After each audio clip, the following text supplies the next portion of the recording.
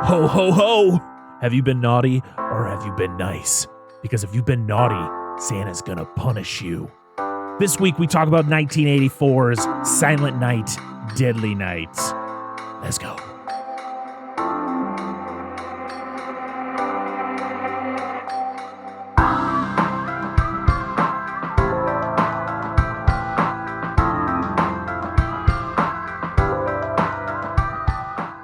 What's going on, everybody? Welcome back to the Dissect That Film Podcast, where we dissect the good, the bad, and the ugly of the cinema world. I am your host, Brett Parker. Joining me, as always, my wonderful co-host, Dan and Angela of DNA Gaming. Hello. Hello. It's probably good you Hello. back up. Just throwing bows. Are you trying to hit me again? I'll be like Billy in here, just fucking whipping X's and shit. He's got some precision, for man. sale. Precision.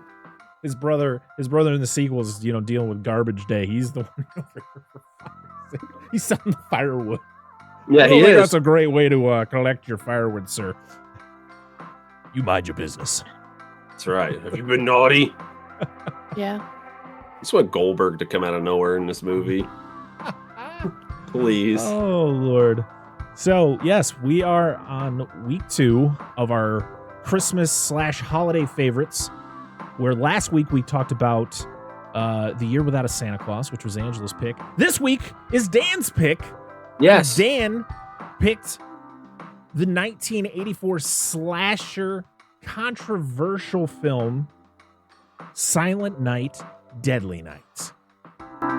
So, what is our history with this film? Dan, since this is your pick, do you have a history with this film? The only history I have in this movie is Garbage Day, and it's not even this And it's movie. not even this movie. I know. Yeah. I only know the Garbage Day, and that's it. That's all. I was like, that's the second one. I have to see the first one. Like, logic dictates it has to happen. So, and I have heard good stuff about this. I know about the controversy around the movie coming out, even though Black Christmas technically did it over a decade before, but that's not really about Santa. So it just kind of takes place on Christmas. Sorry. You had Black Christmas, you had Christmas Evil, which came out in 1980. Yeah, you had, that's right. I think Tales from the Crypt did an episode about a killer Santa back in 1972 or something like that, or during its early run before this movie came out. So yeah, Killer Santa was around way before 1984, but this movie struck. Oh yeah, it did. No, I was gonna say, it's like, I mean, that's the extent of my knowledge of this movie or my history with it, outside of just, I remember seeing the boxes at the video store when I was a kid, but I never put too much investment into them. I'm pretty sure the Santa from Rudolph was probably a serial killer as well. Oh, like, 100%. he probably has to be on that level. Oh, I mean, if he hires asshole elves like that, but He keeps it under wrap, down the down low. I guess he ain't got time to eat. He's just too busy killing people. So. Angela, you have a history with this movie? Sunday. All right. That's my history. Okay. Merry Christmas, everyone. This is a movie where I'm like, I can't remember if I've ever seen this. I rewatching it, it felt familiar, but I can't pinpoint a time in my life where I remember renting this, because I would have had to have rented it, when I was growing up.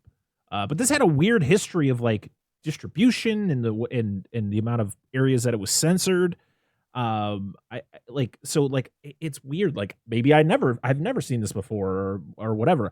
I do remember watching the kill count on this, because of course, if there's a kill count, I was watching it, even if it was movies I had never seen before. I think I literally binged the entire, he covered every Silent Night, Deadly Night movie, even the remake from 2012. And I was there watching them, even though I had never seen any of the movies. So maybe that could have triggered something for the familiarity, but yeah, it's weird because this cover, I feel like I remember going into Hollywood Video, which was like the mainstay where I'm from, and seeing this in the horror section. Like, this is such an iconic cover. I mean, I'll show off the wonderful Scream Factory Blu-ray, which this is actually this is the original cover to the movie, Santa going down the chimney with the axe. But of course, Scream Factory has really cool reverse covers. They have their artwork, and then they usually put the originals on the other side. And I was like, gotta have the original. It's such an iconic cover. So I feel like I remember seeing this cover at Hollywood Video, but I can't remember if I ever rented it.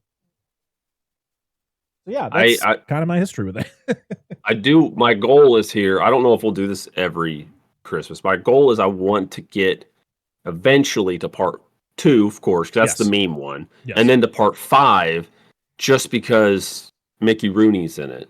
So, and he's my Santa. And I know the history of him in this movie. Yeah. This movie.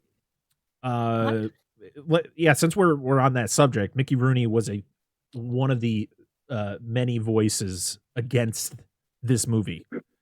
And the story is that when he took the job for part 5, the title to the movie was just going to be called The Toy Maker. And so it didn't get the Silent Night, Deadly Night title until after the movie was made. And Mickey Rooney pretty much came out and said, if I had known this was going to be a Silent Night, Deadly Night movie, I would have never signed on to do it. That is the story. Is it true? I don't know. I don't know. The thing about this franchise is so you have this movie, you have the sequel, which follows along with this. The third one, I don't remember what that one is about. I think that one has Bill Moseley. He plays Billy, or he plays Ricky, but he's like all messed up or something. Whatever happened at the end of 2, I don't want to get too much into it because I don't want to spoil a movie that we might cover in the future. We are going to cover the sequels because I think it'd be a lot of fun to go into just how zany this franchise goes. But then 4 and 5 just go off the rails. Like, they don't even have anything to do with the first 3. And then you have a remake, because of course you do. 2012 Silent Night came out, which is weird because there's a movie coming out probably as you listen to this episode. There's a movie called Silent Night that's coming out. That's the new John Woo movie. Not a horror movie, but okay. Why drop the Deadly Night part of the name? Because it's it's a remake. We got to make it look a little different. Just whatever. Sure. Whatever. I see. Here's the thing. You do this franchise because it's got 5, 6 if you count the remake, but 5 movies, right? Yeah. And 4 and 5 apparently have nothing to do with the other one, and you're just writing the title of an obscure franchise. Even, I mean, I wouldn't say it's a big horror franchise outside of the memes that's been generated in like the last, the internet decade or era. Yeah. So why are you afraid? Like, they might mix up with the original. Most people don't even know about the fucking original. Yeah. Outside of the joke from the second one. So I don't understand, why drop the... But whatever, it's marketing. I don't know. Apparently I'm too slow for that one. Yeah, I could not tell you what... I mean, it could have been just the fact that they were making money. It was it was, probably based around the controversy of this first one. The second one being what it is. I don't know how popular it was back in, I think the second one came out in 1987. So I don't know how popular it was coming out of its release. I think it's become more popular now just because of the meme, the Garbage Day meme, of course. Yeah, of course. We're not going to say it too much in this episode. I feel like we've done it in past episodes plenty. But I think it's, just the title. I think probably that 4th and 5th movie, they were just like, okay, we have these cool stories, but I feel like no one's going to want to watch them. So let's put the Silent Night, Deadly Night title on there and draw people in. And then when people come in and watch it, they'll watch it and probably get angry because it's like, this makes no sense. Where's Billy? Where's Ricky? Where's, it doesn't, whatever. What's the one when Billy comes back as an ambulance driver? Huh? Nothing. I'm just making a Friday the 13th reference, but that's fine. No, he wouldn't be an ambulance driver. He'd be like a pizza delivery man. It'd have to be creatively unique, quote unquote. Yeah. So this movie was a short story that was written by Paul Chamey. I don't know if I'm pronouncing the last name correctly, but it was he was a student at Harvard who wrote a story called "He Sees You When You're Sleeping." And That was like a Scott Schneid, who is a producer of the movie, liked the idea, and so he brought it to his writing friend. They liked the idea, and then they hired another writer because they just the story just wasn't good enough to make into a movie. So they're like, all right, we're going to bring an actual writer in to just, we're going to take that core concept of a killer Santa, like just pretty much the basis of just like a killer Santa, and turn it into something. And Michael Hickey was the one who was the screenwriter for this, and that is pretty much his body of work, is writing this movie. Hey, man. At least he did something notable. So, I mean, kudos to him. And even if you didn't, at least you did something. Yeah. So originally this was titled Sleigh Ride, and pretty much at the last minute, the title got changed to Silent Night, Deadly Night. Because isn't this Sleigh Ride Entertainment, like the company that released this? That's TriStar. Yeah, but like in the credits at the end, it's just probably. Like Sleigh Ride Yeah. something dumb like that. Okay. Oh, yeah, it's Sleigh Ride Productions. That's it. Yes, thank you. But it's SLA. Yes, I know. I was like, dude, yes. So this movie was directed by Charles Sellier Jr. He is the man behind the creation of Grizzly Adams in the 70s. Yeah, that's what he is mostly well known for. Interesting. Yep. I mean, yeah. When I was doing my quote unquote research for this movie, I saw that. I was like, that's a change. That's a difference.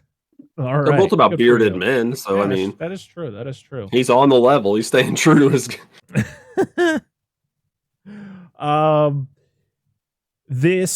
The music was done by Perry Botkin, who, oh Christ. When I was listening to the music of this movie, I was like, this sounds very Child's Play. I was like, I wonder if he did the music for Child's Play. No, he did not. It just sounds very familiar. It just sounds like an 80s score for an 80s slasher. The background music or the actual fucking sung music in this movie? Oh, no. He is the composer for this movie. Not all of the Christmas songs that are sung during this movie that literally made me scratch my head going, what the fuck are these songs? Yes. Yes. Right there with you. I'm like, what the hell is going on? Who wrote this? I just find it funny when I look at like the people behind this movie. It's just so bizarre because no one in this production was known for horror. Like there was no one in here that was like a mainstay of horror that like came in and were like, all right, I know the formula. I know we can do with this. Like the guy who wrote this didn't even like slashers. He just liked the idea, and they were just like, come up with a story about a killer Santa. And he's like, well, I got a good idea. I don't like it, but I got a good idea. And we get this movie, which is just blows my mind. Like I was talking about Perry Botkin, the composer. His most well-known work is for Young and the Restless. Like he was the composer for them for years. It's just bizarre. Maybe he just needed a side gig or extra money. He's like, all right, dude. It's wild because you look at a lot of even the people that are in the movie, and it's like their filmography is not very long, especially after this movie. Like there's people there were actors who did things before this movie, and then there was like a couple credits after. Nobody really did much after this movie. The only one who I think was a mainstay is Linnea Quigley, who we talked about in our Out of the Tubi episode on the last Thanksgiving. This is, one of her early roles. This was a year before Return of the Living Dead. I didn't even realize it was her. And I feel so bad. Like I was just sitting here and I was like, I know what character it was now. And I looked, I was like, she was in this fucking movie. And I was like, oh God. Yeah. Only to get naked and get killed in the most fashionable way possible. As she does. And listen, and we're not shaming her because I love Linnea Quigley. We don't shame Linnea Quigley on the show. She's fantastic. No, absolutely not. She's fantastic. I can't wait to talk about Return of the Living Dead because that is her masterpiece. Send more paramedics. Actually, going through the cast, we have Robert Brian Wilson as Billy at age 18. This was his first film. We have adult Billy. Yep. We have Danny Wagner as 8-year-old Billy and Jonathan Best as 5-year-old Billy. We have Alex Burton as Ricky at age 14, so the oldest version of Ricky we see in the movie. We have Max Broadhead as 4-year-old Ricky, and then Melissa Best played the little baby version of Ricky. And Sorry, are you crying, Ricky? Pat. Yeah. We have Lillian Chauvin as Mother Superior. We have Gilmer McCormick as Sister Margaret. Tony Nero as Pamela. Britt Leach as Mr. Sims. Oh, so funny. Nancy Borgenick as Mrs. Helen Randall. Is that the woman that's like, Mr. Sims? I was going to say, if you're going to say it, you have to say it right. It was Mr. Sims. God, dude. Yeah, it was great. It's just her voice is so great. So people enjoyed not hearing that. So it's great. We have Nancy. Oh no, I already said that. I lost my train of thought here. H.E.D. Redford as Captain Richards, who is that just very dramatic cop that we see for about 20 minutes in this movie. Linnea Quigley as Denise. Leo Getter as Tommy. We've talked Leo. We've talked about this guy before on the show. We have. He was in Halloween 6 as the douchebag MC guy. What the hell was his name? What the hell was his name? Barry Sims. That guy. Okay. Yeah. We have Randy Stumpf as Andy. Stumpf. Stumpf. Watch his name just be Stump, but the F silence. It's an illegal use of a silent consonant. It's like Barbara with an H. Well, it's like Willem Dafoe. His name is William. Yeah. He cheats. He can do it, though. We're going to give him a pass. Technically, it is Willem. That's how people are supposed to pronounce it, but his actual name is William, but he changed it to be different. Yeah, because his dad's name is the same. That's like when it was in that movie, Plant Toon. We have Will Hara as Grandpa Chapman. We have... Dude. He's the best. Once we get to him. I can't wait to talk about him. Oh, my God. We have Tara Buckman as Ellie Chapman, who I think was the mother. AKA another set of titties in this movie. Yes. Under shitty circumstances. At one point, my wife is like, is 80s horror just an excuse to be also a softcore porn? And I went, you can't have 80s horror without boobas.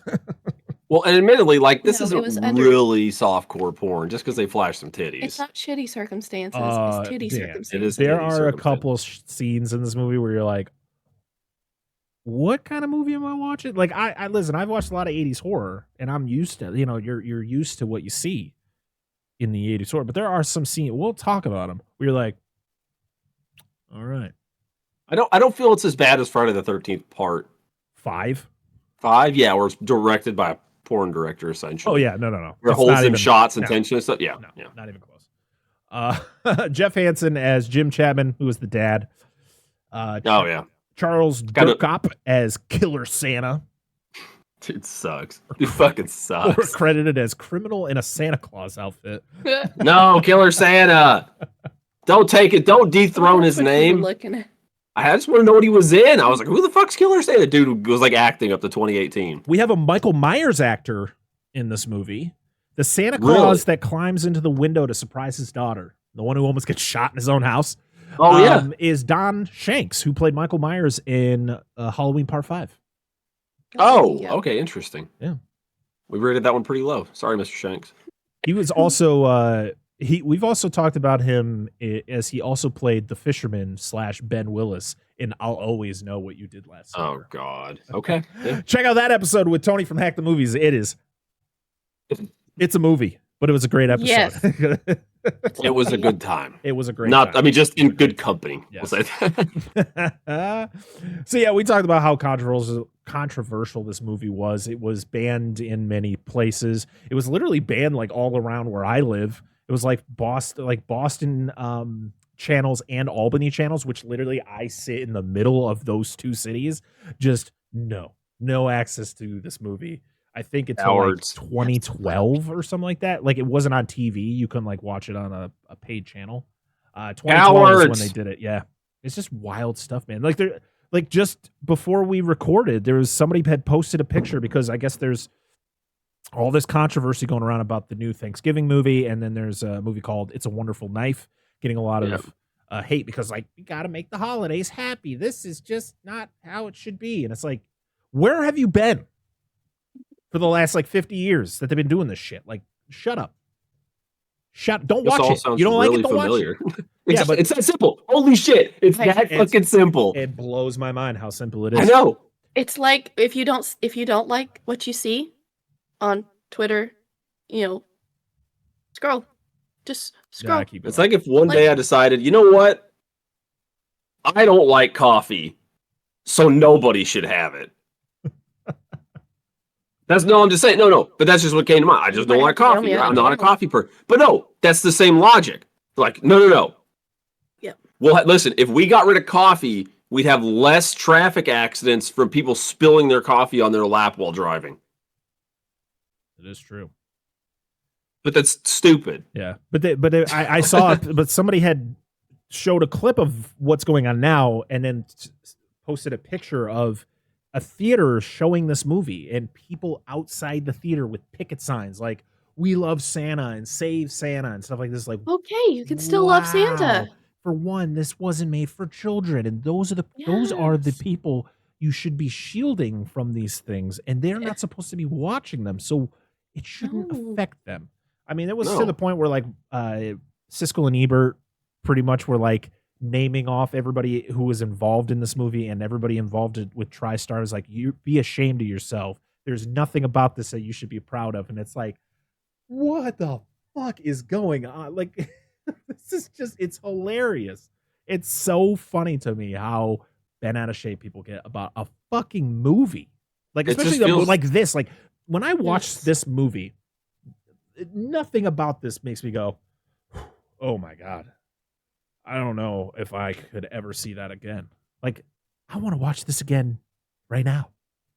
See, the funny thing is they bring all this attention to this movie, right? They're like, no, you can't do it. Make it stop. Don't allow this movie to be shown. But the people who watch this movie, like us, like just hypothetically, let's say it back then, just want to watch the movie and be left alone. They're not going to be bad people for it. They're not going to be like, fucking, yeah, fuck Santa. Like, nobody's going to do that. The thing about this movie that I didn't even comprehend before watching it was the fact that it's not just a slasher. Like, it's not just a typical, like, hey, the movie starts, we meet our killer, he goes and does some kills. No, this shit builds up throughout the movie. You see, we're going to talk about it. I mean, we might as well get into the plot because just do it. We're just going to do it. So just whip it out. No, that's fine. So, of course, the movie opens to this really just wonderfully sung song by children. And when children sing, it's terrifying. Like, especially like this. And we get our title card, which is so cool. The wreath that comes in with the really nice font that says Silent Night, and then the bloody deadly nights. And then somebody just fucking wails on the piano. I really just want... Several times. Like, somebody check the keys. Are they still working? They're just throwing pianos into like fucking wood chippers. Tits, what is that? Oh my God. When I saw the logo, when the title card pops up, I'm like, I kind of want to recreate that as our logo for December. I'm going to figure it out, try to get the exact fonts, and that'll be our logo for December. It'd be pretty cool. So it's Christmas Eve, 1971, and Christmas Fever is just not it, because that's the name of this goddamn song. This song fucking blows. To be honest, all the Christmas, this legally distinct Christmas Eve, like the funniest, fucking off. The funniest thing is that if you got rid of the title that said Christmas Eve 1971, I would have thought I was watching Christmas Vacation for a second, because I swear to God that movie opens the same way. It's like a long shot of a station wagon just driving down a highway because then they go get their Christmas tree. It's practically the same wagon. Pretty much, yeah. Yeah, there's like I'm pretty sure it's an Olds wagon. And I think it's like a 5-year difference between the two movies. Another crazy fact though, this movie opened the same weekend as Nightmare on Elm Street. And at one point it was beating it by like $170,000, but in its like second week it dropped like 75%, and then Nightmare just became, But the crazy thing is, that's cool though. This movie spawned a shit ton of sequels. Nightmare spawned a shit ton of sequels. So great job, guys. I'm just pissed we didn't get a Freddy versus Billy movie. Oh. Why wasn't that a thing? To be honest, I wish we got a Billy versus Ricky movie, but that wouldn't have made any sense. I think it would have still they'd figure it out. One's allergic or afraid of snow. The other one's afraid of wrapping paper. What's afraid of snow? Okay. Okay. One of them's afraid of garbage. The other one's afraid of a costume bearded man. His secret weapon, Ricky's secret weapon, is just whipping out an old fashioned like aluminum fucking trash can. He just throws it at people. Yes, and yells he takes the garbage lid. day as he throws it.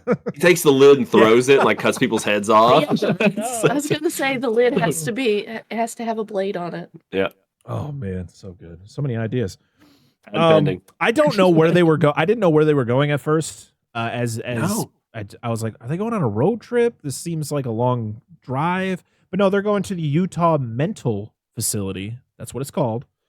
And they're visiting dear old grandpa, who is catatonic, at least when the parents are talking to him. But when they leave, he starts talking to Billy. And God, it's leave their only kid. Dude, my wife is sitting there. She's like, they're just going to leave him there? Yes, that's what I thought. I was like, oh, it's fine. It's just grandpa. Like, what's the worst that could happen? He'll be fine. And then grandpa starts talking. I went, Mom, Dad, come take it. I can't help you. Christmas is the worst. Or if you're naughty, he's gonna punish you. And the kid, this actor who plays Billy, the 5-year-old Billy, Jonathan Best, fucking great, man. This kid he is, dude. looks like he's terrified. This dude, Will Hare, who played Grandpa, probably scared the shit out of this kid. Probably. But could you imagine being that age? You know, you believe in Santa, and then somebody tells you this. Dude, I'm telling you, he really was. I'm not shitting on Will Hare. I don't know the guy. Like, he's probably a nice dude, but every time I look at, his profile picture on here, I think he's like a kinder grabber or something, like some old fucking child nabber from fucking janitor at a school or some shit. And I'm like, good God, I don't understand, but that's just what he looks like. But that shit-eating grin on his face. He does, dude. Like, he's all catatonic and he looks over and I was like, oh, this isn't gonna end well. All I could think was like, you're scaring me, Grandpa. I know. I'm like, Grandpa, here's your weird strawberry candies for old people. Leave me alone. So of course those are good. They are good. I'm gonna say. Yeah. So he pretty much is like telling Billy that he needs to be good all year round. He can't be bad even once, or Santa is gonna punish him. And then once the parents come back, Grandpa's back to being an old catatonic boy, and just sits there and waits. It looked like. How old do you think this guy was at the time? I don't know, but that motherfucker wasn't Back to the Future. Was he? He was the guy with the DeLorean crashes into the barn, right? And he's the guy who comes out and shoots at the DeLorean. Pa Peabody. Yes. Yes, yeah, that's the guy. And that's the fucking guy. They think that, a year later. Yeah. His booming success from being a creepy old man in Silent Night. He was born in 1919 and died in 1997. He was 80 when he died. So he looks like that dude. He was like almost 70 years old in this movie. Yes, so okay. He actually sorry. He kind of looked like they had to like spray his head gray. Like, it just didn't look natural to me. I don't know. It was just the color grade. He looks like he should be in a Western. Oh, 100%. Yeah, just the way, just in this role, like, just give him a different garb, put him on a cowboy, or make him like a grizzled prospector, and he'll be. Dang it! You know what makes it? You know what makes these characters more terrifying in these like early, or like these 80s horror movies, is when they zoom in real close when they're talking, like right on him. And you can see like in his teeth and his mouth, and you're just like, I don't need to see in your mouth or it's your like, nose. I'm scared. No. Like, I'm scared. I'm just watching this movie. Like, imagine what this child was like. I was scared of the fucking room he was in. I was like, God, it's so 70s.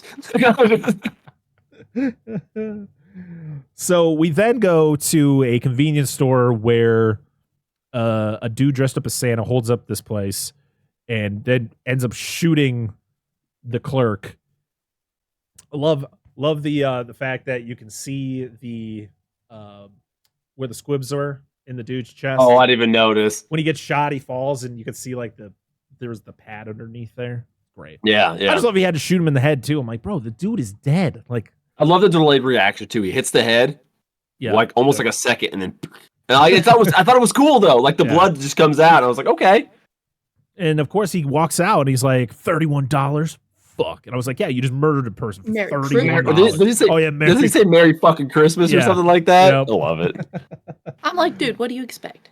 Pops in his fucking Monte Carlo, like, yo, yeah, it's just full of Marlboro fucking pack cases down there. Like, what's going on? So the parents are driving back. Mom she's getting real angry because she's pissed off about Grandpa, and Billy's in the back. He's like, Mommy, you're being naughty. And she's like, Grandpa, you suck. She called him a name, and the son's like, Yes. You shouldn't call people that. Grandpa told me when Santa Claus visits you and you're naughty, he doesn't put coal in your stockings. He shoves coal up your ass. Like, oh my God, Santa. So they come upon the Santa from the convenience store just chilling in the middle of the road. And I'm sorry. I'm just like, nope. I think movies are good. Blocking the road entirely. Oh, yeah. His car is parked in the middle of the street. A trap and a half. Yeah. I would have ran him over. And I would have been like, I'll call someone for you. Pardon me, Santa Claus, but why don't you stay the fuck away, sir? And yeah, then bad things happen. He shoots the dad as he's like driving in reverse, kills him, and then good shot too. Assaults the mom. Not cool, bro. No, this is a pretty rough. Like, it just shows like this, the fact that like how deep this movie goes, where it's not just a simple slasher. Like, this is showing trauma. Like, it's showing this child witnessing his parents getting murdered, his mom being assaulted before being murdered, and then his brother is still in the car. His brother's a baby. Like, he can do nothing about this other than just cry. Terrifying. Yeah, Billy's over there hiding in the shrubs. I mean, what else is he to do? I mean, that's what he's got to do. I mean, and then of course, like after the Santa kills the parents, he is like drunkily walking through. He's like, "Where are you, you little bastard?" And then it cuts to 1974, December 1974, at St. Mary's. I think it's just an orphanage. Billy is, of course, deeply traumatized by the events, so he doesn't like Christmas. Like, Christmas is a bad time of year for him. All the kids are drawing nice pictures about Christmas, and he's drawing Santa and his reindeer getting decapitated. Like, F Santa. Yeah. You know, Yuletide shit, like, you know, whatever, like all over the place. And the thing is like, they don't make, I think what I appreciated is they didn't make Billy like a bad kid. Like, he doesn't fight the nut. Like, he's not like, no, fuck you, sisters, and blah, blah, blah. Like, the kid is like, yes, Mother Superior. Like, anytime like he is spoken to, he is as respectful as he can be. He just doesn't like Christmas. And the thing is, the Mother Superior is like downplaying his trauma, while the other nun is like, no, you do realize what happened to him, right? Like, it sucks. Like, he has to deal with that. Like, imagine if you watched your parents get murdered in front of you. Like, it'd probably be with you for a very, very long time. But the Mother Superior is like, no, nonsense, blah, blah, blah. And yeah, but it just gets worse for Billy because oh yeah, it does. He has nightmares that night. Well, no, before that, he gets in trouble. He gets sent to his room, and then Sister Margaret is like, hey, you want to come out and build a snowman? And I was like, oh, we about to watch Frozen? No, there you go. Do you want to? Somebody must have edited that. Do you want to build a snowman? Oh, but so he's like, well, I'm in trouble. And she's like, it's fine. Come on. And of course, he gets in trouble for not being in his room when he goes outside, because as he's about to go outside, he hears moaning. I was like, don't go near the moans, Billy. Don't go near the moans. And what does he do? He sees us. This was the scene that I was like, this is no joke, a softcore porn. It goes on for so long of just like deep caressing and like the same boob grab like 12 times. It's the same shot. I don't think they did multiple shots. It's the same shot of just one boob grab. I just want this scene re-edited, but every time he grabs her boob, it's like one of those bike horns, like wing wing. Squeaky toy. Yeah, there you go. Every time.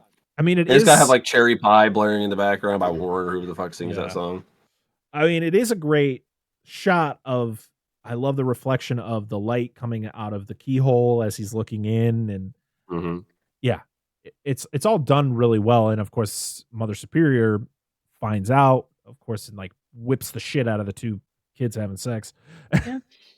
Sinners! It literally grabs the belt from the kid's pants. What does she call them? She calls him something. Keep going. She calls him something. I'm like, why did you say that? It's so fucking weird. I just pretty much say like, heathens or hell. They're like going to hell or something like that. I don't remember. But he goes outside finally, and then Mother Superior comes out and is like, "Why aren't you in your room?" And he's like, sorry." And she's like, "Did you see what happened in there? That's bad. Don't do that. That's naughty." Do you know what they were doing? No. Yeah. Good. And then he gets whipped because the sister Margaret said he could go outside, and he gets whipped for it. Pagans. She calls it pagans. Like, just because you're fucking, you can't like call people pagans? It's Christmas time. You can't have sex at Christmas time? I'm sorry, nuns are weird, man. Listen, I'm glad that you all are deep with the cloth. That's totally fine. I get it. But that's just weird to me. So Billy that night has nightmares, and most of the time when you see flashbacks in this movie, it's the same scene of his parents getting killed, and he wakes up and tries to leave, but Mother Superior catches him and then ties him to the bed. I know. I'm like, what the frick is happening here? Oh Lord. And then of course, like, I think his brother is the one who's sleeping on the top bunk. And do you see how she like shoves his head under the blanket before, like, after she ties Billy to the bed? She like goes and looks at it, like, because he's like peeking out of the blanket. She like shoves his head back in there. Like, damn, lady. It's fucking brutal, man. You don't fuck around with them church types. Just a joke. So, of course, we all know Billy does not like Santa. No, God, no. Not at all. And Santa shows up to the orphanage, and Billy throws a fit and knocks Santa on his ass. It's so good. Like, what? Bam! Like a solid punch. He's made to sit on Santa's lap, and like they know what he's gone through, and Mother Superior just doesn't believe it. Mother Superior is the only one who's making him do it, because Sister Margaret's like, what are you doing? Like, she literally is like trying to stand up to Mother Superior, but she wants none of it. Yep. Yeah, it's because she's a nun. And of course, he punches Santa. He runs upstairs, and then we get like this. We get more flashbacks of him, kind of like he's like in the fetal position in the corner of his room. Yeah, dude, the kid. He's like, "Don't punish me." Yeah, don't punish me. I'm not naughty. I mean, the guy went through a lot, right? He probably would have been all right if you didn't force all this shit on him, dude. Yeah. Yep. He probably would have been all right. But when Mother Superior and What's-Her-Face were talking, Mother Superior thinks that he should be over it. And I'm like, how? Over it? How? Yeah. I mean, like, it was 3 years. Yeah. Because the other lady says that it's still there. But she's like, this shows that it's still there. Yeah, and then she also says earlier in the movie that he's fine any other time of the year. It's just Christmas. Well, yeah. I mean, that's what I'm saying. Like, but she even says, like, he's fine any other time, just during Christmas. Like, I mean, obviously, why? Like, but fuck. So we get a freeze frame of him in the corner, which then we go 10 years in the future. Is 1984, a little bit before Christmas, and Sister Margaret is helping Billy get a job at Ira's toy store, which Ira was the name of one of the producers. So just got a little shout out. We then get this weird work montage once he gets the job. It's so weird. I felt like I was like, where am I? Am I in a sitcom? What is happening? Like, I want warm side of the Oh my god, dude. I want this whole scene recut, but just play the Mariah Carey song. Then that's what it's like to work retail, ladies and gentlemen. It's just that song, and that's it. I just feel like I just feel like it was because of that song, I felt like I was in a completely different movie for like 5 minutes. Yes. It felt like it should be playing, like you said, in like an 80s sitcom. Like, oh, it's so funny. It was so weird.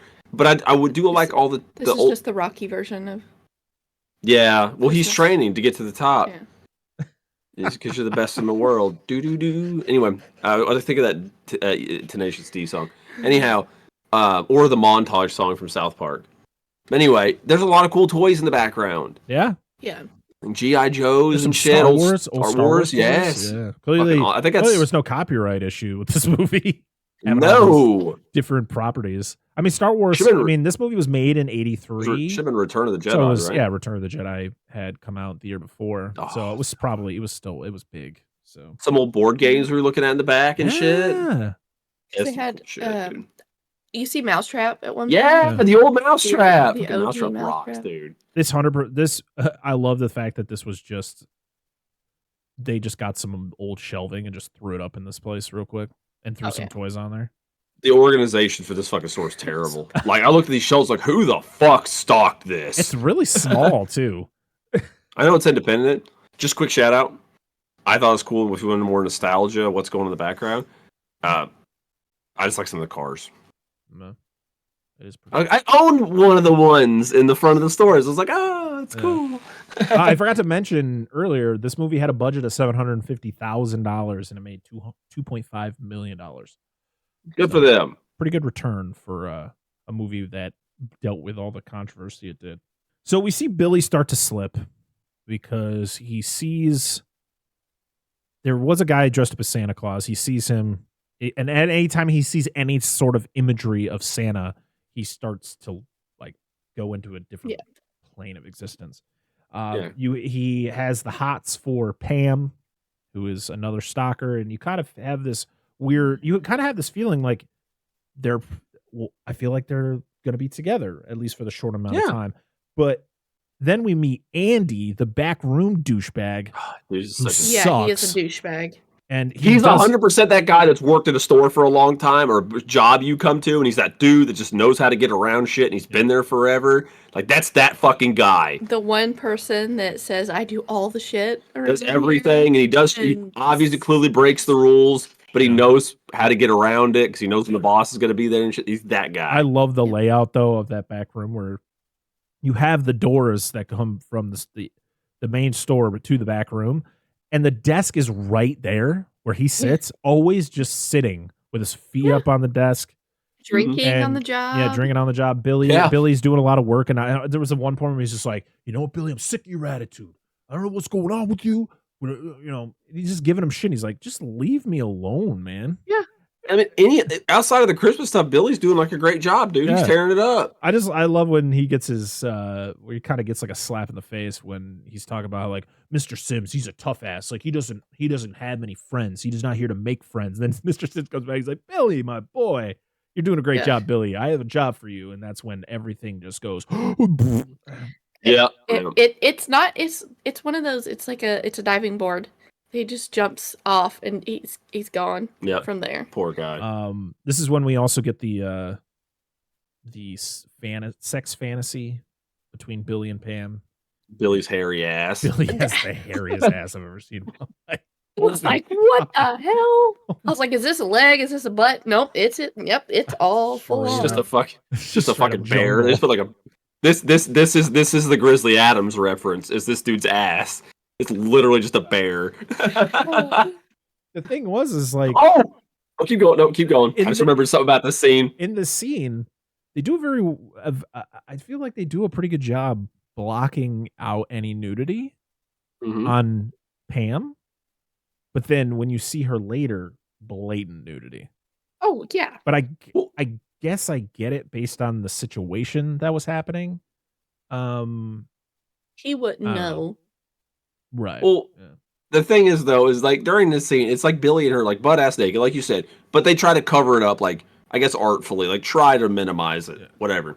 And then like Santa comes out of nowhere and like fucking sticks Billy in the side, and he randomly has pants on. Like Billy instantly gets anything can happen. Yeah, I know.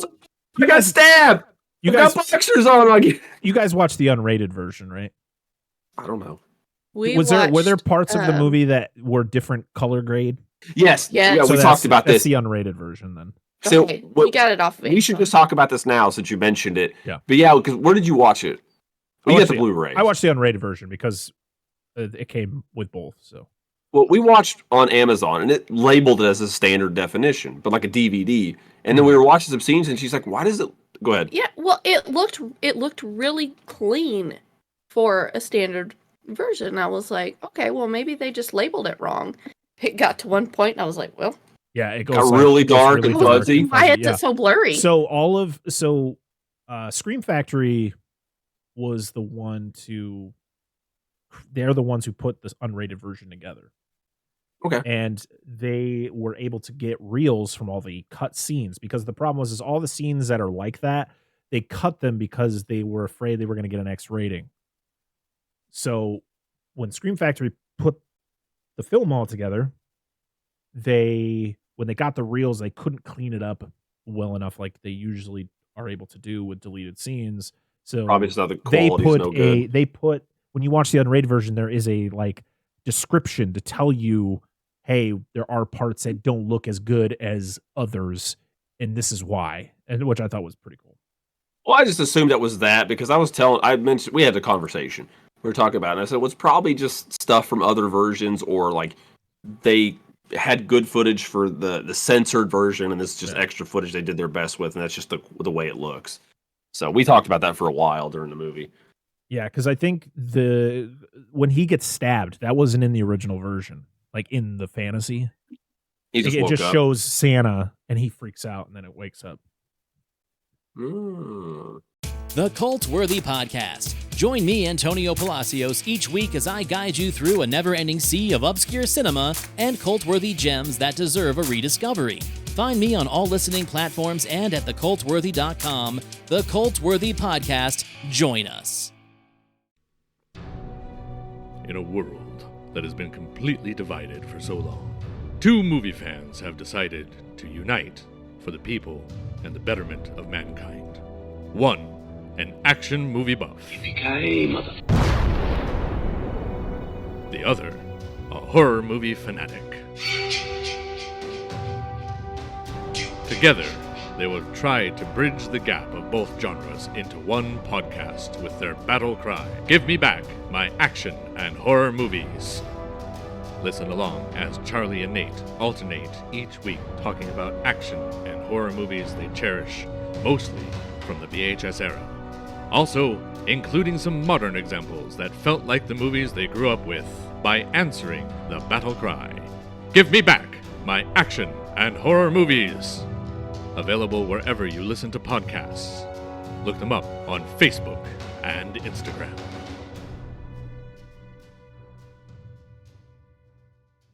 So yeah, Mr. Sims asked Billy to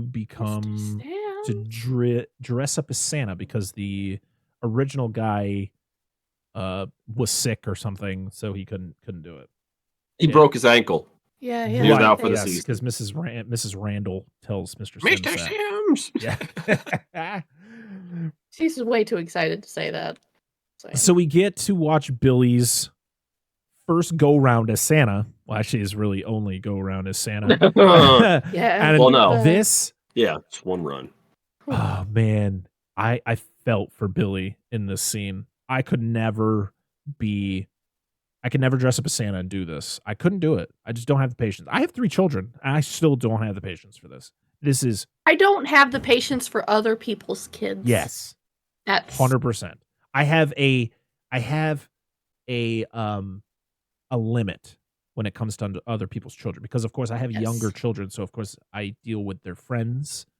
Or, like you have other kids come over your house, or you just deal with other kids that aren't yours. No, they just don't get to come you have a limit. Like I have a limit. It's like after I get to a certain point, I'm just like, I need to check myself out of this situation and move on. Being a Santa, for anyone who's like, I want to dress up as Santa, as long as you're not a creepy fucking pervert piece of shit, you're legit doing the job the way it's supposed to be done, I praise you. Because that's some hard work. But Billy is dealing with it, man, because this girl is whining and he's just like, please stop that. Please stop that. To the point where he's just like, if you're naughty, Santa's gonna punish you. And she's just like, and I love how it's going so bad, but the parents don't know what's happening, and they're like, he's doing a great job. Like, he's a great Santa. Like, oh my God, he's just so good with kids. And he's just like, get this fucking girl away from me. And the girl runs up. She's like, oh, Bobby. I was just waiting for him to just like, he's holding on to her. I was just waiting for him to just like push her off from the floor. Pulls out like, get off. He just pulls out a rag. It's got chloroform. Go to sleep. Go to sleep. Go to sleep. Go to sleep. Gasses her. Here's your kid. She's got tuckered out. I'm like, damn. So, Sister Margaret calls the store and talks to Andy and asks, "Oh, what's Billy up to? Like, what's his job?" And he's like, in his douchey fucking self, he's like, "Oh, he's dressed up as Santa, making all, being fucking jolly for all the kids." And she's like, "Oh, fuck." Yeah, it's like it's that oh shit moment. She knows what's about to happen. So it's closing time. And I love Mr. Sims because as soon as he locks up, he's like, it's time to get shit-faced. Yeah, dude. This is the real fucking retail environment right here, good. dude. Mr. It's Sims so good. Is one of my favorite characters in this movie. He's just whoever wrote this real worked the holidays. Oh, absolutely. He had to work in the store during the holidays. I love when he has that conversation with Mrs. Randall, and he's just like, I hate this time of the year. It sucks. I can't wait for it to be over. It's the worst, and it's coming up. And he's like the owner of this place. Yeah, like, he knows this is what makes the most money for him.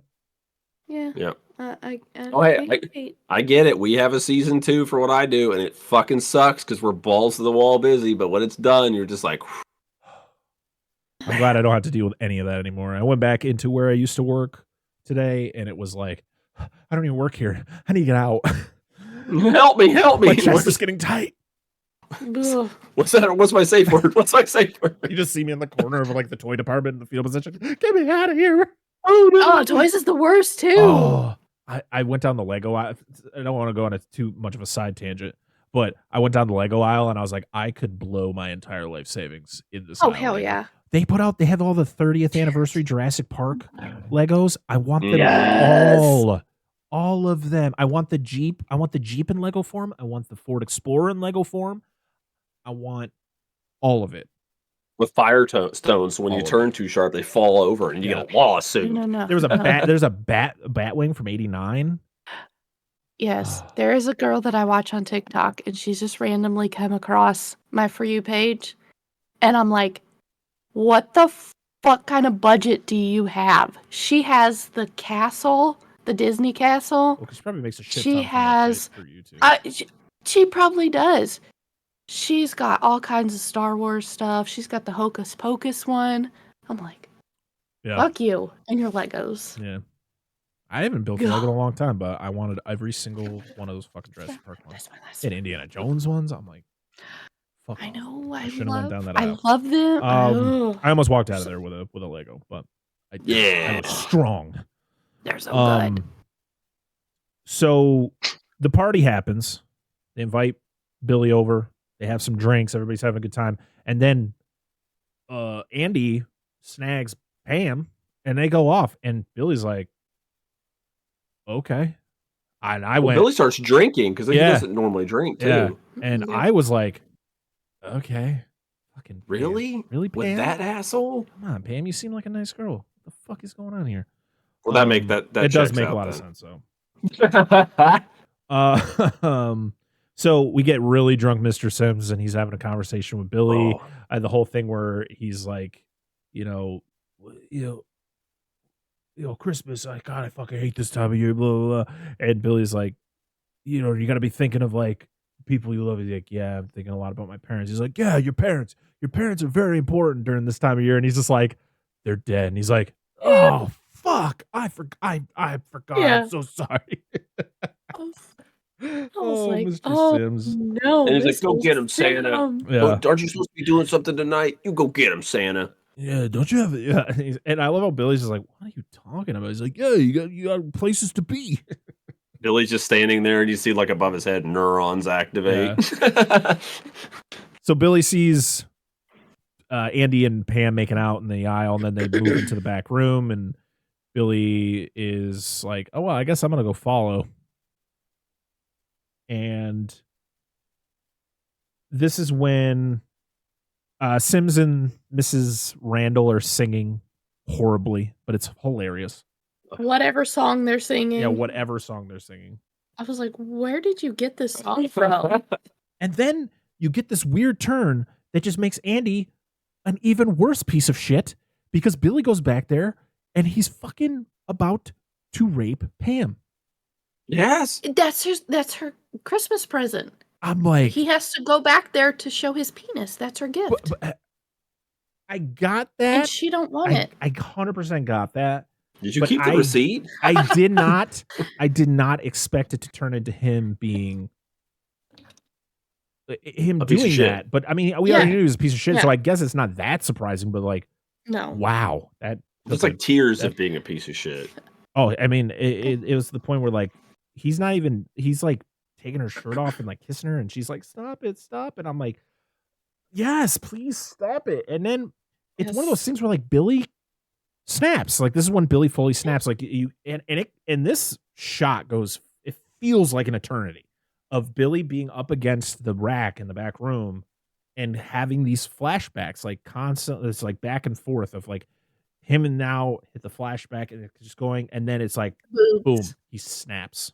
Oh yeah, It's the you gotta boobs. zoom Well, in it's on a his similar mom's- situ- Yeah, I it's mean, it's a literally the similar way his situation. mom died. Yeah, so it's like it fully breaks him to the point where he goes over, attacks Andy, and strangles him with Christmas lights with one arm. He He's holds him up with one Yes. arm. I went, He It's summons- all that stocking. damn. All that stocking the shelves. He summons up his Yuletide strength and he's like, Holy fuck you. Christ. He draws blood with them. Yes. Yeah. Were they serrated or something? I know. You just imagine like some of the bolts are like in his neck. You're like, Great.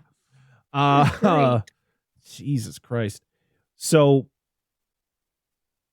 he kills him, and Pam is like, "You're crazy," and he's just so far gone where he's just like, he literally takes a box cutter, fucking guts her, calls is- her. This is when he That's he box constantly cutter. is Yeah. yelling naughty or punish. Naughty.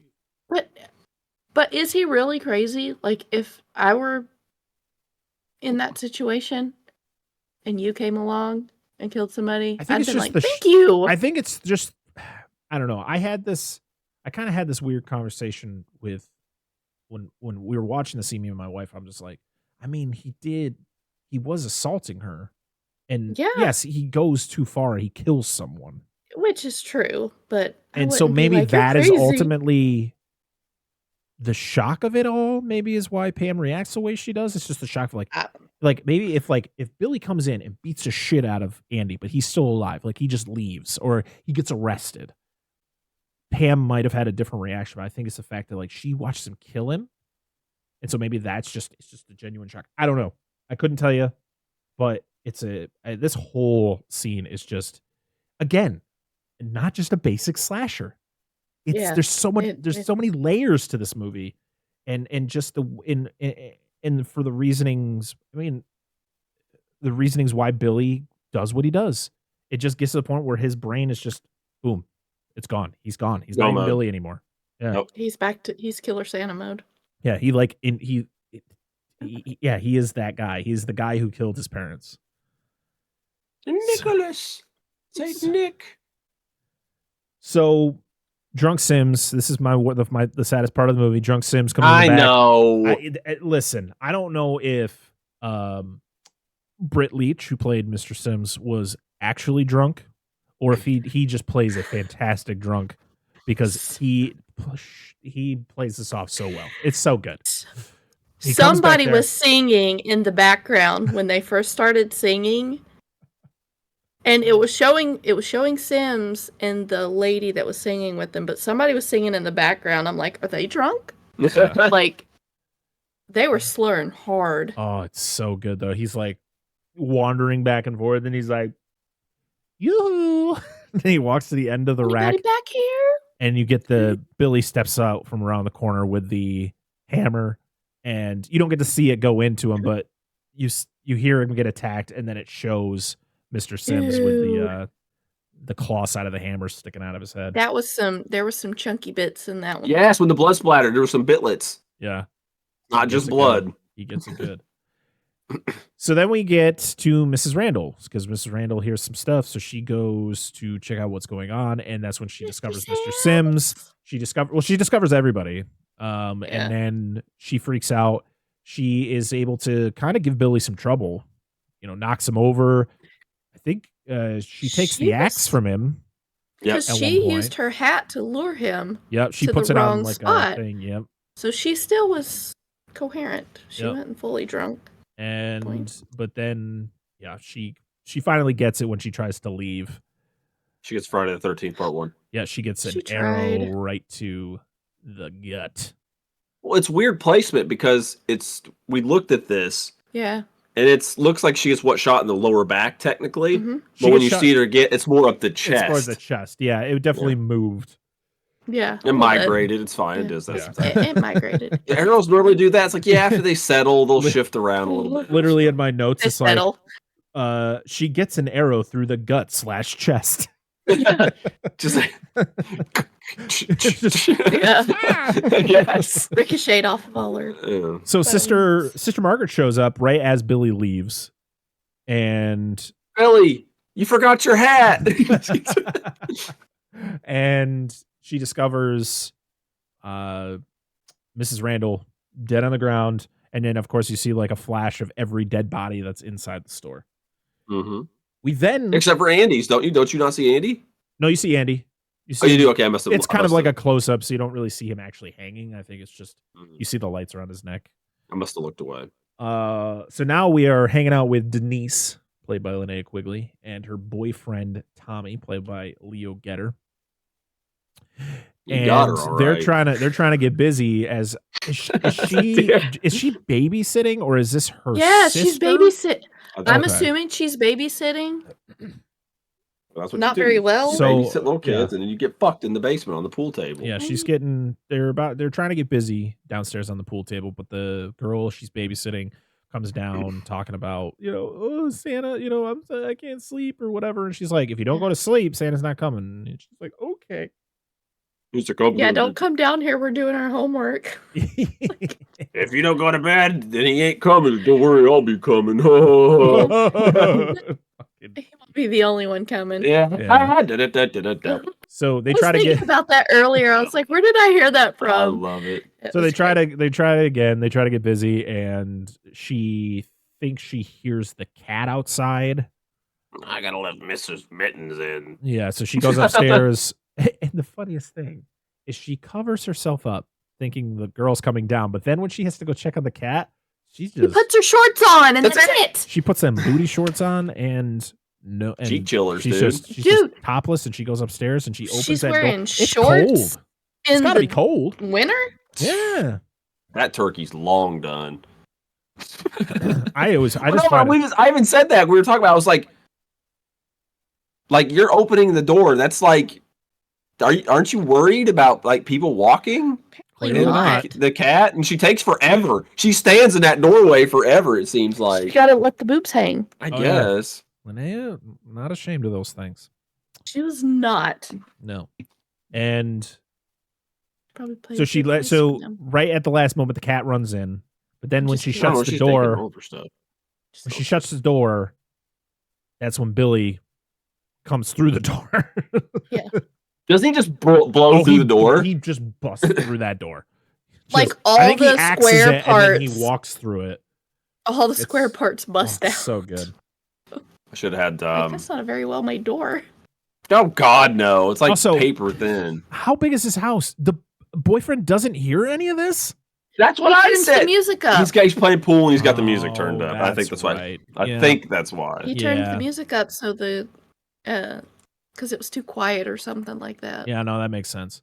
So, yeah, we get the really awesome antler kill, which with there's some uncut scenes where you actually get to see the antlers piercing through her skin as he's slowly pushing her in. I was gonna say that's very slow. Yeah. too. I don't think I do love when she's running around the living room and she's like up against the wall and he fucking throws the axe right next to her head. Real axe, by the way. So disappointed in the beginning of this because I'm like, he has the axe in the store. You see him, like, it makes a point to show him grabbing the axe in the fucking store. Doesn't kill anybody with it in there, and he doesn't kill anybody in this house. So I'm like, oh, the anticipation, kill somebody with the fucking axe. There's so much hype. It's on the cover. I know. Yeah. And yeah, the antler kill is probably one of the most iconic kills in horror, in my opinion. I think it's just so good. I think it was good. I mean, Linnea's died a lot in movies, and to be honest, that her kill in Last Thanksgiving is one of my favorites. Yeah, it's good. The dishwasher kill, but yeah, the antler kill is definitely one of my favorites. It's really good. I just love the slow, tedious, just piercing of the antlers going through her skin. Yeah. And then her slowly just she's done. And then Tommy's like, oh, maybe I should check and see what's going on. So he goes upstairs. You good? Yeah. All I can think of is the ASDF movie with the trumpet. You'll never take me alive? You got a license for that? You'll never take me alive. That kills himself with a trumpet. Blows his brains out with a trumpet. It was just the way he did that. Oh, God. Oh, so yeah, the boyfriend comes up. He clearly is oblivious to the fact that his girlfriend is hanging by the antlers. He literally she's right here. So the direction he walks into that room, she should be directly in front of him. And he doesn't see her. He literally is like, Denise? Even if he's like, these decorations. Yeah. Even if he's walking up steps and looking off, he should still be able to. Does he have no peripheral vision? I guess like not. she's right here.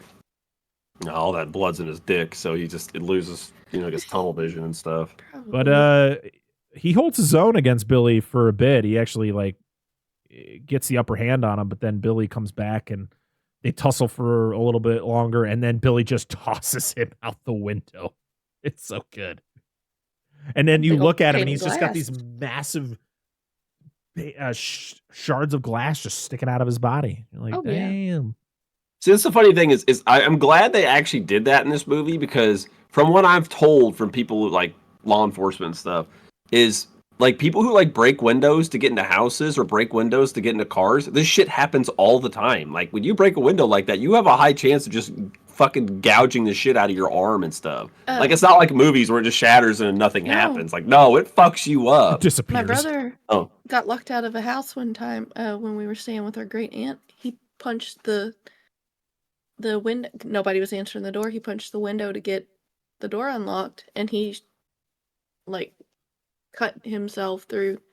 And it's not a whole pane of glass shattering. Like you're still gonna punch through that, and you're gonna get those shards, but it went right between his knuckles. Ooh.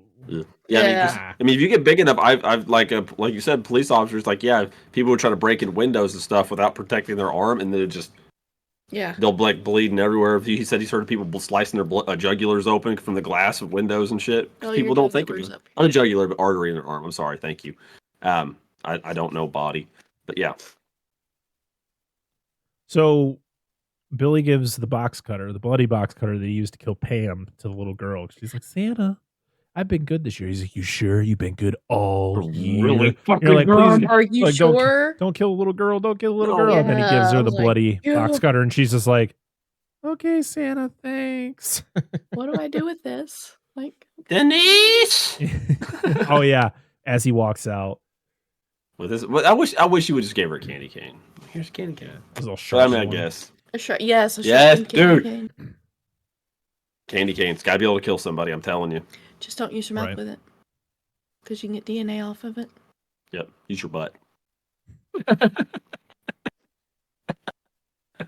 Please don't put a candy cane in your butt. It's like a pencil sharpener. I don't think that's how the butthole works, but all right. No, your butt's like a pencil sharpener, only for candy cane. Stop making me laugh. But So no, we all know a pencil sharpener. You're gonna do that, and the tip's just gonna break the moment. Like, fuck, now it's not sharp anymore. Fucking pencil sharpeners. oh Anyway. my god. Yes. So Yes. the cops are told about the Santa Claus killer, and there's these two cops that are literally driving down the street, and they see this dude with a ladder going up to the house, and the Santa's climbing in. They're like, "Oh shit, it's got to be him!" They literally bust through the door of this house, run up the FBI, stairs. open up! Yeah, they literally bust through this little girl's house. "Oh, I'm gonna shoot you!" And it's just the dad surprising his daughter, and the mom's like, "What the fuck is that?" Yeah. I know, like, it's not Buddy. police officers. It's just like you could just superimpose like Halloween and Thanksgiving over these two officers, like trying to oppress Christmas. You motherfucker! You're taking the holiday from us. Oh, this is when Billy finds a couple sledders. Well, you get two kids that are kind of arguing about like, oh, you know, I guess it's a big hill, so one of them is afraid to go down. The other one's calling him a pussy. And then these two guys come around the corner, and they're the bullies, I guess. One of them looks like he's 40. Yes. And they steal the kids' sleds, and then they go down. The first kid makes it down fine, and then the second douchebag kid goes down, and that's when Billy comes around the corner and fucking and I love it because it's just Baseball swings. and I just went, what did I say? Oh, it's the legend of the headless sledder. Yes. I can't wait till Johnny Depp's in this one. Oh god. And yeah, it's a great shot. I love it where it shows the headless body come down and then the head rolls down. Yes. Oh my gosh, that was great. It's good. Oh man. I just want to make this a movie now. Legend of the Headless Sledder. Johnny Depp plays Ichabod Bulldozer. What? Ichabod Crane? I don't know. I was thinking of construction equipment. What do you fucking want from me? Bulldozer. What am I put Ichabod Finch? Because I was talking about a crane bird. I don't know. Well, probably it's more towards a crane bird, especially if it was the 1800s. I know. I'm just. Oh god. So this is when we meet the very dramatic police captain, Captain Oh, Richards. dude, this dude's an 11. Oh god, he's great. And This is our Donald Pleasance. not really. He doesn't really do No, but, anything like- in this movie, but I meant like energy levels, like Donald Pleasance. in the like, beginning, as soon as you 5 see and him, 6. yeah. He and Sister Margaret team up. They talk about Billy and all of his trauma and stuff like that, and the fact that, pretty much just talking about everything that Billy had gone through. So they need to find him quickly, and that's when they realize, oh, he's going to the orphanage because I feel like his goal was to kill the Mother Superior. Yeah. Not that I would blame him. No. And, I mean, it's not, he'll be off at people, but like that's the next person, and that gave him grief that he can. Yeah. I love that there's the convenient girl talks on phone, forgets to hang it up, so they can't contact the orphanage. And I was like, Yes. oh, you did it, guys. At least it was different than like, I mean, not that both tropes been used. He wasn't like, he didn't just show like an outside scene where he like fucking cuts the phone line or some shit. Like, I mean, I wouldn't have been mad about that, but I thought it was pretty funny. It's this little girl. She's not talking to anybody. Well, actually, she puts the phone up against her doll, right? She had a doll in her hand. I think so. Yeah. Better say bye. Yep. So this is when we get the just horrific scene of this cop driving to the orphanage, seeing a Santa walking up to the kids, and he just runs up and just shoots this guy. And then you find Get out, away from the kids, Santa. and then you find out it was a blind priest. Or not a blind priest, it was a deaf priest. He's Sorry. deaf. Dude, it gets like He was a worse deaf and priest. worse. And isn't that Ricky? Who sees it happen in front of him? Just like unloads into this motherfucker. No wonder Just Ricky pop. turns into what he turns into in part 2. Like, come on, man. This dude sees a lot of shit. Yeah, apparently. Oh my god. So the cop who blatantly just killed an innocent man, he gets to continue to do his job and explore the boiler room that's like in the middle of the property. It's weird. The orphanage was an old schoolhouse, and I guess it's like a couple weeks after they finished filming this, it got knocked down. Oh, dude. So I think on that dude's pistol grip, he's got like tally marks, like fighter pilots would use to mark it. Yeah. It's just for Santas. He's like Victor Zsasz every time he kills somebody. Yeah, but it's just Santas. It's literally a carving of like a really shitty Santa head. Yes. Oh, no. But yeah, he explores the boiler area and then he comes back up and gets an axe to the chest. Dude, yes. So good. Oh, it's good. So good. Dude, then, when he shows his body again at the bottom of the stairs, he fucking squirted when he hit that bottom. He sure did. Oh, I love I told Ann, like this. I love the scenery for where this was shot, where they find that old boiler down in the basement. Yeah, that old creepy. It's like in the boiler. middle of the property. It was like it's not even a part of the building. Yeah, I know. I was like, oh shit, outside basement access or something like that. But then it just shows that old heater, like old wood fire stove, which I'm assuming pump heat to the whole building. God, that's fucking creepy as shit. I loved it. Yeah, it's definitely a great environment. This is when Billy goes and he does the snowman decapitation, which I always thought was great before he enters into the orphanage. Like, and I love what did Jack was like. What did Frosty do to you? I just love how like the cops was like, just don't let anybody you don't know in, okay? Don't let anyone in. And as soon as Billy comes up to the door and knocks on the door, it wasn't even Ricky, just a kid. Was it Ricky or was it another kid? I think it was another random kid. Yeah, just runs up and lets him in. Come on in. Santa. Yeah. She told the kids, like, listen, Santa's not in his head tonight, guys. Don't let Santa in. I need to talk to him first. And Ricky is, did you see how happy Ricky looked in the shot? No, Joe, that's what he looks like in the background. Like, I don't know if they just were like, okay, kids, you need to look excited. And the actor who played Ricky was just like, like too excited, Ricky. we can't tone it down. We can't shoot it again. Yeah.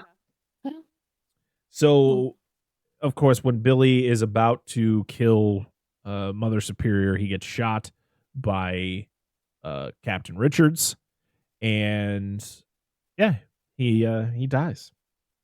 And his final words were, "Don't be scared, children. Santa's dead." Yep. Dun, dun, dun. And of course, he dies right in front of his brother, and that is 2 times in the same day that Ricky watched somebody dressed as Santa get shot in front of him. Yep.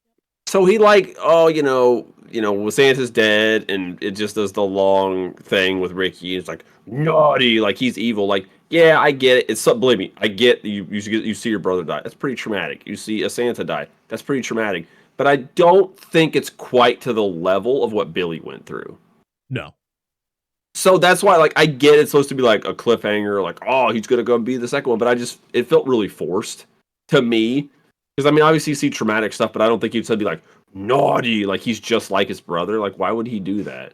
He didn't experience any of the same shit. Maybe because he saw his brother die in front of him.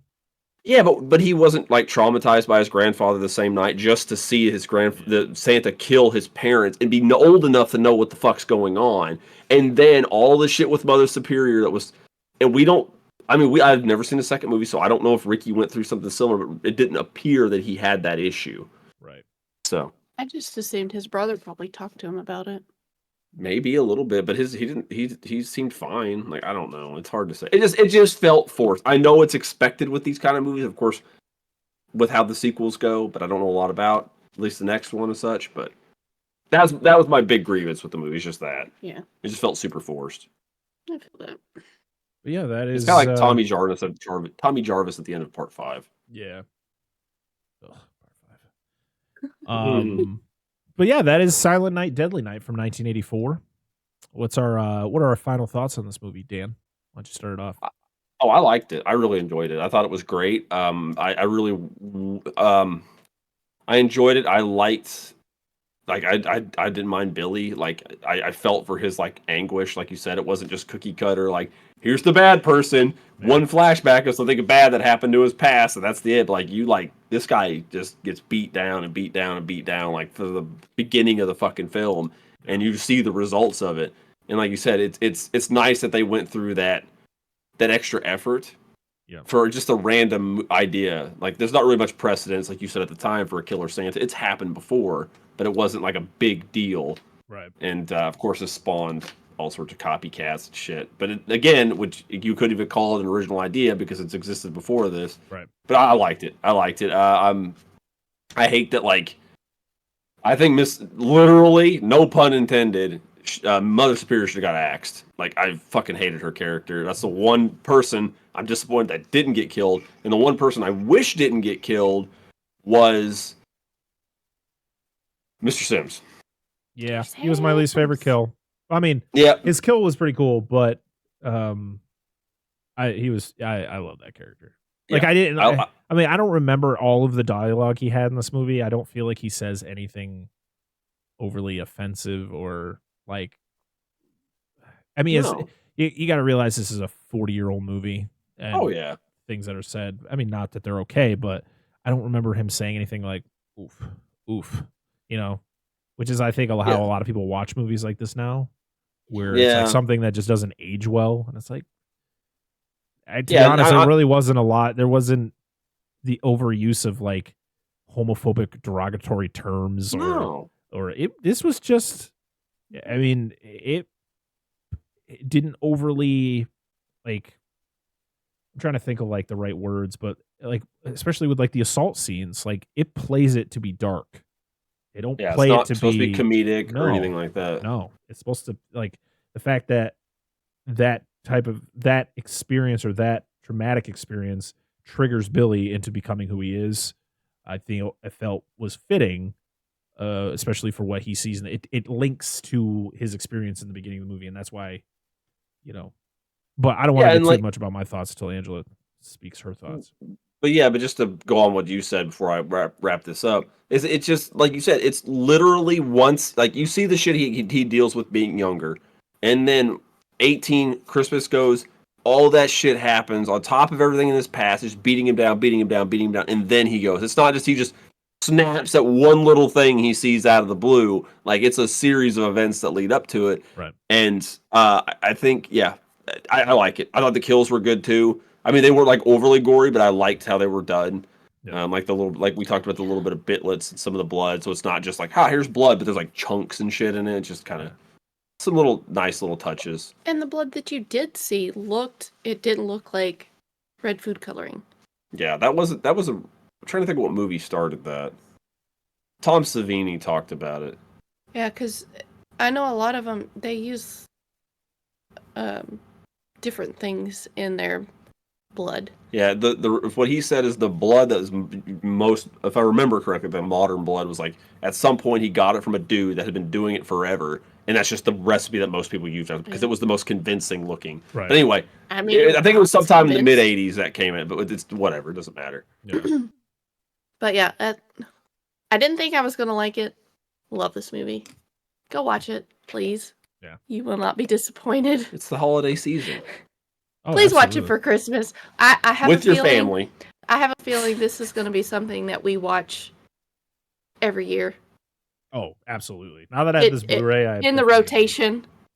Yeah, it's going to be in the rotation for. I definitely got to dive back into those special features again because there's some good interviews with the actor who played Billy. Oh, nice. His kind of experiences filming. He seems like he really enjoyed himself. So nice. Well, he was he just did something that came out in 2023. There was a little part he was in. Yeah. So he's still acting. Yep. So. Are you good, dude? Yeah, I'm good. Oh yeah, we're good. We both liked it. So. Yeah, I can't add any more than what you guys have already said. Yeah, this movie is a good time. I think the fact that it's way deeper than I was expecting it to be. Like I said, I had watched the kill count on this, but I think I kind of tried to erase it from my memory so I could experience this movie as I'm watching it for the first time. And also the fact that I just don't know if I have that memory of watching it ever in my life, which is just weird because this feels so familiar to me.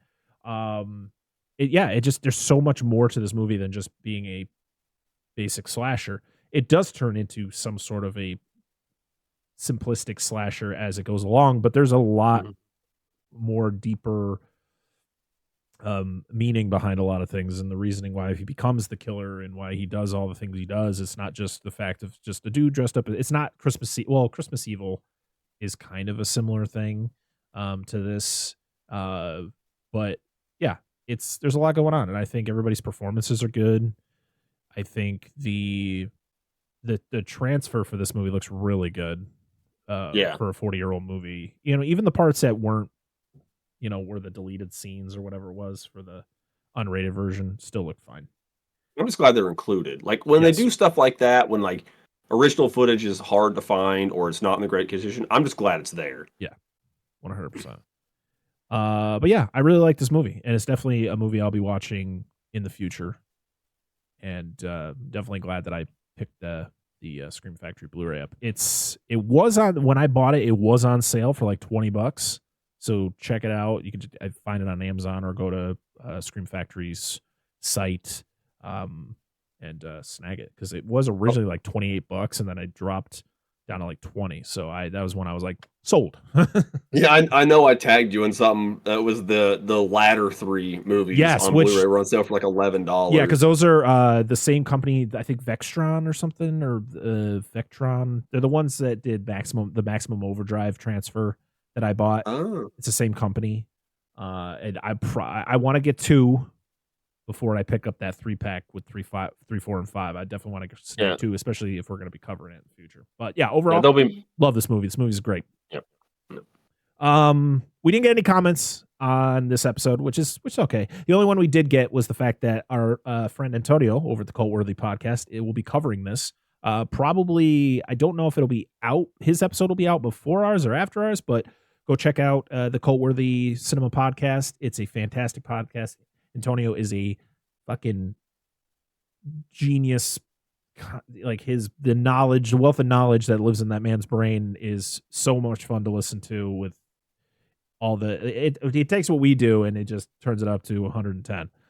And our friend Wyatt from Cinema Trip Reviews, I know he did an episode on this last Christmas, I believe, or maybe it wasn't even last Christmas. It could have just been over the past year, but I know he did an episode on this. A podcast I listen to, good friends over at the Dewey Pod Monster podcast, they will be doing an episode on this, probably being released around the same time ours will be released. So a lot of podcasters out there covering this movie because it's a iconic Christmas horror movie, and he's been talking. And I think Movie Dumpster probably has covered this movie. I know they did part 5 for sure, but I'm sure they've done this one too. But I could have skipped over it. Well, Darren from NostalgiaCast said probably the VHS cover that freaked me out the most as a kid.